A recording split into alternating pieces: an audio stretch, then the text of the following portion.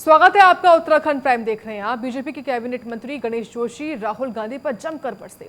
मसूरी के एक कार्यक्रम में शिरकत करने पहुंचे कैबिनेट मंत्री गणेश जोशी ने पत्रकारों के सवाल पर जवाब देते हुए कहा कि कांग्रेस के पूर्व राष्ट्रीय अध्यक्ष राहुल गांधी मानसिक रूप से बीमार बताते हुए कहा कि पप्पू भैया लगातार भय की बातें कर रहे हैं और ऐसे में कांग्रेस कार्यकर्ताओं से क्या उम्मीद कर सकते हैं। उन्होंने कांग्रेस के नेताओं और कार्यकर्ताओं को कहा कि अपने चश्मे का नंबर बदल लें और देखें कि एक साल में प्रदेश के मुख्यमंत्री पुष्कर सिंह धामी की सरकार ने प्रदेश के विकास के कितने ऐतिहासिक काम किए हैं।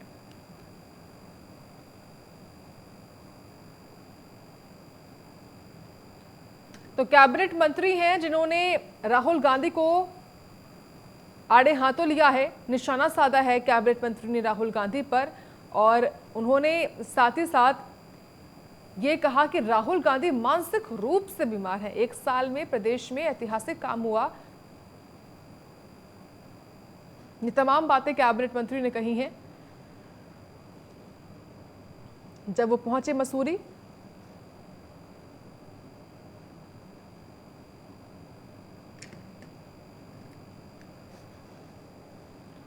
तो राहुल गांधी को मानसिक बीमार बताया है कैबिनेट मंत्री ने।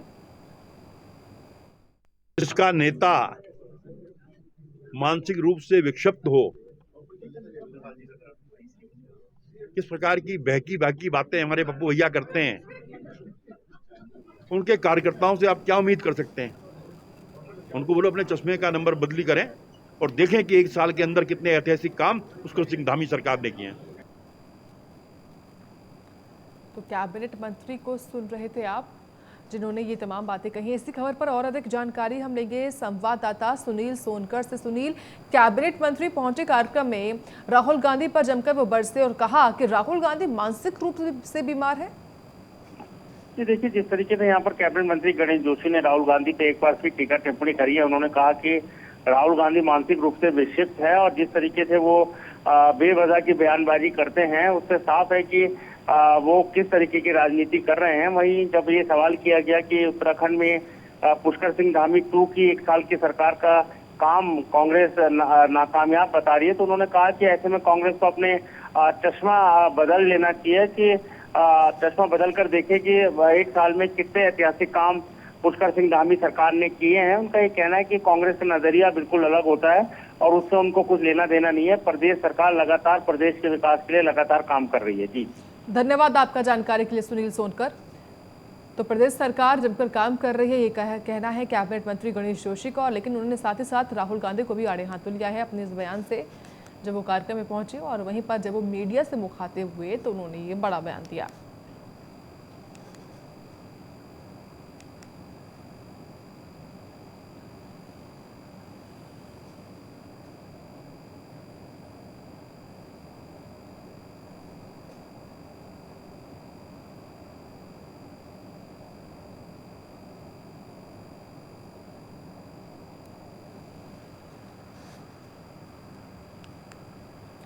विकासखंड ठातियूर जौनपुर की बैठक ब्लॉक प्रमुख सीता रावत की अध्यक्षता में आयोजित हुई।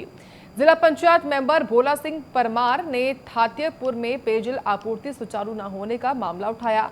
लघु सिंचाई विभाग की चर्चा करते हुए क्षेत्र पंचायत सदस्य सुरेश चौहान ने आमंत्रित निविदाएं उत्तर प्रदेश के अखबारों में प्रकाशित करने का मामला रखा, जिस पर सदन ने सहमति व्यक्त करते हुए इस मामले में उचित कार्रवाई की मांग की है।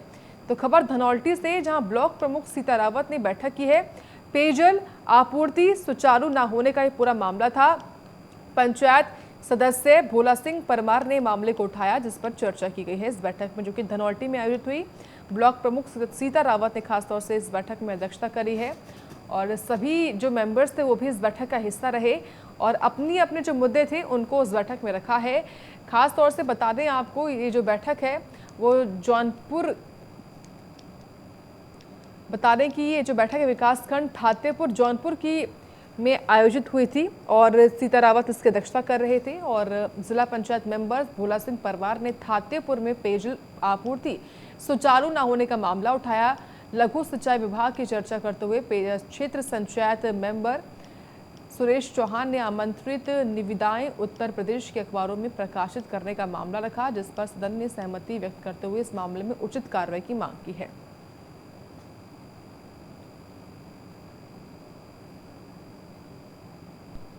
पशुपालन में हमारे जौनपुर क्षेत्र में पशुपालन के जितने भी केंद्र सब बंद पड़े हैं। इनमें जो डॉक्टर हैवी अपॉइंटमेंट हो यहाँ न रह गया कि देहरादून रहते हैं, और जो अभी कुछ बीमारियां चल रही थी जब डॉक्टरों के पास गए तो डॉक्टर वहाँ उपलब्ध नहीं। आजकल कुत्तों की बीमारी चल रही थी हमारे क्षेत्र में, तो कोई भी डॉक्टर वहाँ पे नहीं था। भगवान की बात करते हैं, भगवान में जो एक लेडीज़ है वो कभी वहाँ रहती नहीं है। अभी अब लेडीज़ के साथ सबसे बड़ी समस्या है, ये बोलते हैं जी हमारे तो बच्चे हैं, अगर इनको कुछ बोलो तो ये रोने लग जाती है। इसलिए बड़ी समस्या हो गई, जहाँ देखो हर जगह लेडीज अधिकारी आ रही हैं। सरकार से तो हमारा अनुरोध यही है कि इन पशुपालन वगैरह डॉक्टर पर थोड़ा लगाम कसी जाए, और सभी जितने भी अधिकारी हैं सबको ये रखा जाए कि ये कहाँ हैं, कहाँ रह रहे हैं, इनका कोई पता नहीं कहाँ रह रहा है। हर बार बैठकें होती है, मुद्दे उठते हैं, लेकिन कभी गौर नहीं हो पाता है। इसी संदर्भ में लघु सिंचाई विभाग द्वारा निविदाएँ निकाली जाती है और यूपी बिहार के न्यूज चैनलों पर, और जबकि हमने कई बार ये सदन के माध्यम से भी अवगत कराया है कि अमर उजाला, दैनिक जागरण, गढ़वाल संस्करण में आप प्रकाशित करें ताकि सभी ठेकेदार या फिर अन्य लोगों को भी जानकारी हो उस निविदा के बारे में, लेकिन विभाग द्वारा आज तक ऐसा नहीं किया गया। पारदर्शिता नहीं की जाती है। यूपी बिहार के पेपर में निकालते हैं और वहीं के कॉन्ट्रैक्टरों को पकड़ा जाता है और धरातल पे तो नाम मात्र ही काम होते हैं। प्रस्ताव पारित किया गया, सदन में काफ़ी हंगामेदार रहा और उनके खिलाफ हमने पहले भी शिकायत करी, आज भी करी है। उन्होंने आश्वासन दिया है कि भविष्य में हम क्षेत्रीय न्यूज़पेपर में और अमर उजाला, दैनिक जागरण, गढ़वाल संस्करण में हम इसको प्रकाशित करेंगे। इसी बैठक में हमारे जो प्रधान क्षेत्र पंचायत, जिला पंचायत, पत्रकार बंधु सभी का मैं स्वागत करती हूँ, और हमारे जो विभाग, सभी विभागों पर चर्चा की गई है। यहाँ पर हमारे प्रधान क्षेत्र पंचायतों द्वारा कई सारी समस्या उठाई गई। मैं विभाग से भी यही कहना चाहूँगा कि जब हमारे बीडीसी बैठक में आते तो पूरी तैयारी करके आना चाहिए उन लोगों को। जब हमारे जनप्रतिनिधि किसी पर्सन को पूछते हैं तो बड़ा आकर्षण रहता है उन लोगों पे, क्योंकि उम्मीद लेके सभी लोग आते हैं कि हम कुछ ना कुछ पूछेंगे अधिकारियों से। और यहाँ जो सरकार की तरफ से जो कार्यक्रम है 27 तारीख, सभी लोगों का मैं कहना चाहूँगी सभी लोग इस कार्यक्रम में आए, सभी का मैं स्वागत करती हूँ। तो वहीं 1 अप्रैल से उत्तराखंड में सरकारी केंद्रों पर गेहूं की खरीद की प्रक्रिया शुरू हो जाएगी। इस साल सरकार ने पिछले साल की तरह ही 2.20 लाख मीट्रिक टन गेहूं खरीद का लक्ष्य रखा है। खाद्य मंत्री रेखा आर्या ने बताया कि सरकार ने इस साल गेहूं का न्यूनतम समर्थन मूल्य 2125 रुपये प्रति क्विंटल तय किया है। आपको बता दें कि मंत्री रेखा आर्या ने विधानसभा स्थित सभागार में विभागीय अधिकारियों के साथ बैठक करके गेहूं खरीद की तैयारियों की समीक्षा की है। खरीद सत्र 1 अप्रैल से 30 जून तक रहेगा।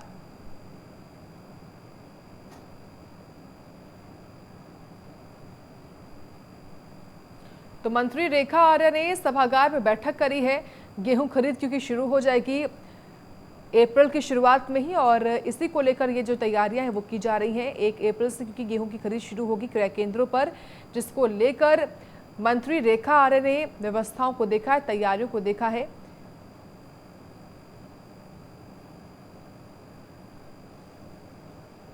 ये खबर है देहरादून से, जहां पर मंत्री रेखा आर्य पहुंची। उन्होंने सभागार में बैठक भी करी है और इसी के संदर्भ में निर्देश भी दिए हैं कि किसी भी किसान को परेशानी ना हो, सबके जो गेहूं हैं वो तय एमएसपी पर, मिनिमम सपोर्ट प्राइस पर खरीदे जाएं, जो सरकार ने तय किया है।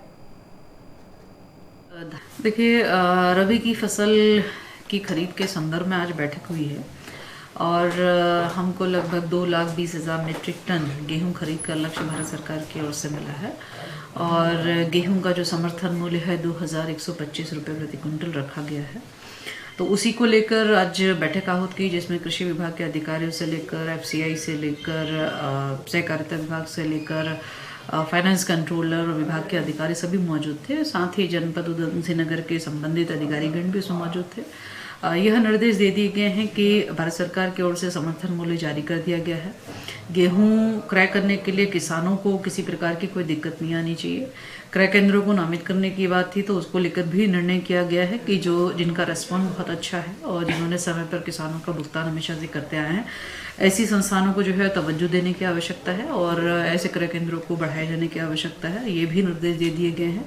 तो मैं मानती हूँ कि अब की बार का जो ये रबी खरीद फसल का जो सत्र रहेगा, यह 1 अप्रैल से लेकर 23 जून तक का इसका समय है और मुझे लगता है कि हम अपने जो लक्ष्य हमको निर्धारित किया गया है उस लक्ष्य की प्राप्ति आराम से कर लें। कुछ देखिए, हाँ, किसानों को कम मूल्य पर गेहूं न बेचना पड़े या किसानों को कम मूल्य पर धान न बेचना पड़े, इसी के लिए केंद्र सरकार समर्थन मूल्य जारी करती है। और जो समर्थन उत्तराखंड में वारिस पंजाब संगठन के प्रमुख अमृतपाल सिंह की चर्चाओं के बाद अब हरिद्वार पुलिस भी अलर्ट हो गई है। पंजाब, हरियाणा और सहारनपुर से होकर हरिद्वार जिले में प्रवेश करने वाले हर एक वाहनों की गंभीरता से चेकिंग की जा रही है।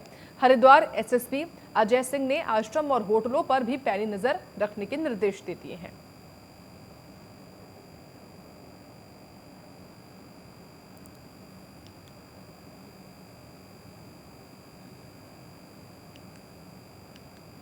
उधम सिंह नगर जिले में नशे के खिलाफ चलाए जा रहे अभियान के तहत पुलभट्टा थाना पुलिस को बड़ी सफलता हाथ लगी। पुलभट्टा पुलिस ने एक ठाबा स्वामी सहित 2 आरोपी को 3 लाख रुपए के डोडा पाउडर के साथ गिरफ्तार किया है। पुलिस ने आरोपियों के कब्जे से 15 किलो डोडा चूर्ण पाउडर बरामद किया और आरोपियों के खिलाफ अग्रिम कार्रवाई भी शुरू कर दी है।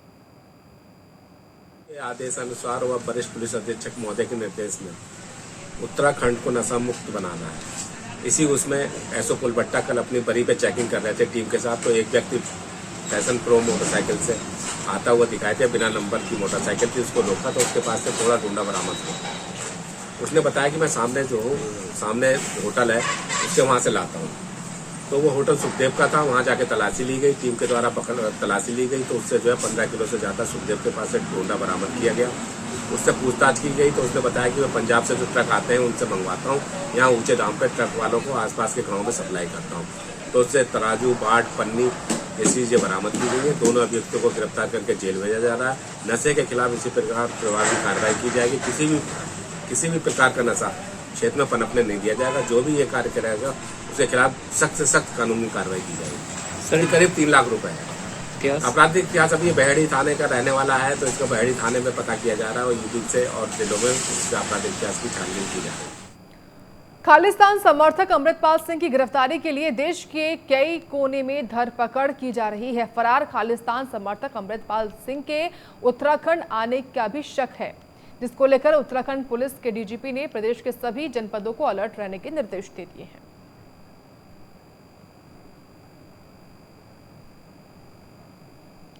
आप लोगों को पता ही है ऐसे भी कि अभी कुछ दिन पहले पंजाब से ही अमृतपाल सिंह जो कि खालिस्तानी समर्थक हैं और शायद उसके कुछ सहयोगी भी पकड़े गए, उनका जैसे गनमैन वगैरह थे। ये संभावनाएं ज़्यादा थी कि जैसे बताया गया था कि सभी जगह हो सकता है, पहले बताया था कि नेपाल वगैरह के गए थे या हो सकता है उत्तराखंड आने के समय, उसी के तहत हमारे डीजीपी महोदय ने एक पूरे स्टेट में एक सघन अभियान चला रखा है। उसी के तहत हमारा यहाँ जनपद पौड़ी गढ़वाल के एक महत्वपूर्ण चेकपोस्ट कौड़िया बैरियर है, जो कि हमारे नजीबाद बिजनौर बॉर्डर से पड़ती है, अति संवेदनशील है। इस पर भी हमारे दिन रात में लगातार चेकिंग अभियान जारी है।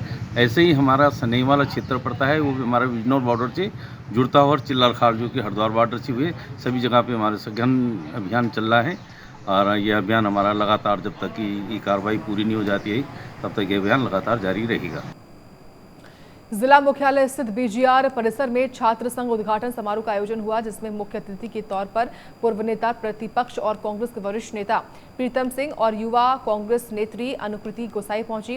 कांग्रेस के वरिष्ठ नेता मनीष खंडूरी भी शामिल रहे।